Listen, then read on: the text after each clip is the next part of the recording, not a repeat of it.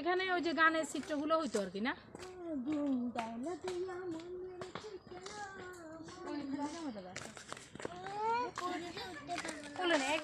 কেন পারবো না?